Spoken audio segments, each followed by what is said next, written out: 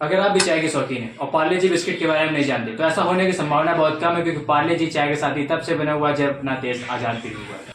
एक चौंका देने वाली बात यह है कि जहां पर घर, गाड़ी, कपड़ा, रोटी, मकान की कीमत दुगनी हो चुकी है, वहां पर आज भी पार्ले जी 5 रुपए में कैसे मिल रहा है। जहां पार्ले जी की रेवेन्यू 2013 में 5,000 करोड़ थी, आज 2022 में उनकी रेवेन्यू 16,000 करोड़ हो चुकी है।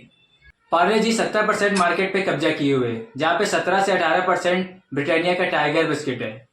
आखिर कौन सी स्ट्रेटेजी का यूज करके पार्ले जी आज इतना बड़ा ब्रांड बन चुका है, चलिए जानते हैं, इस वीडियो में बने रहिए अंत तक। एक जमाना था जब भारतीय मार्केट पे विदेशी चीजें बेचा जाया करती थी।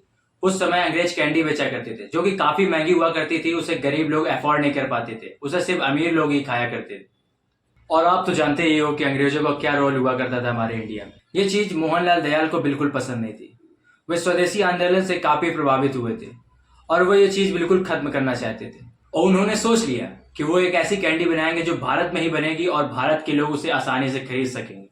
और यहीं से शुरुआत होती है पार्ले जी की स्थापना की। साल था 1929 जब पार्ले जी ने सबसे पहली बार कैंडी बनाई थी।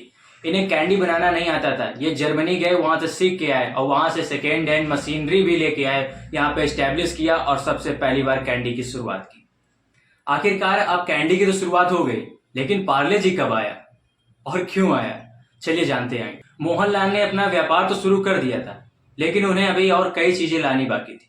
भारत में रह रहे अंग्रेज चाय में एक बिस्किट खाया करते थे, जो कि उसी कैंडी की तरह बहुत ही महंगा हुआ करता था, जिसे एक नॉर्मल इंडियन अफोर्ड नहीं कर पाते थे। अब यहीं से शुरुआत होती है पार्ले जी का ब्रांड बनने का। अब इन्हें भारतीयों के लिए ऐसा बिस्किट बनाना था, बनाना वाला बनाना नहीं, बनाना वाला बनाना।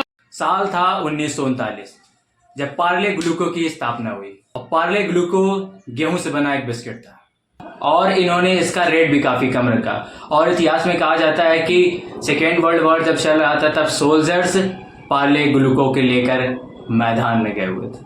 आप लोगों में से कई लोग सोच रहे होंगे इतने टाइम से मैं ग्लूको ग्लूको कर रहा हूँ, जबकि मैं तो पार्ले जी को जानता हूँ। सो चलिए जानते हैं कि ऐसा क्या हुआ कि पार्ले ग्लूको को नाम बदल कर पार्ले जी रखना पड़ा। इसका नाम बदलने का बड़ा कारण है कंपटीशन अनदर ब्रांड। पार्ले जी भारत में सबसे ज्यादा बिकने वाला बिस्किट बन चुका था और जिसका फायदा इनके कॉम्पिटिटर्स उठाना चाहते थे। और ऐसा ही हुआ, उनके ग्लूको ब्रांड को कॉपी करना शुरू कर दिया।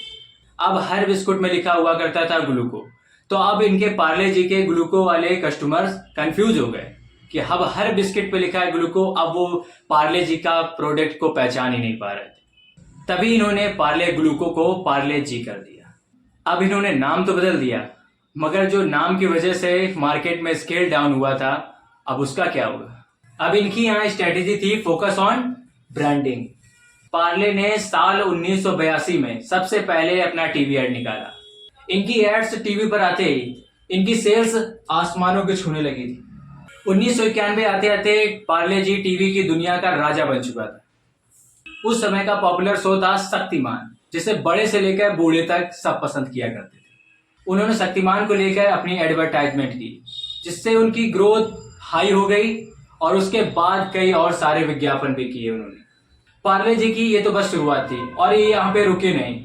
इन्होंने इसके बाद कई और पॉपुलर प्रोडक्ट बनाए, जैसे Krackjack, 2020, Mango Bite, Parle Melody candy आदि। एक सवाल था कि पार्ले जी आज भी 5 रुपए में कैसे मिल रहा है, तो इसका जवाब है कि पार्ले जी पहले 100 ग्राम का आता था, जहां पर आज 55 ग्राम का हो गया।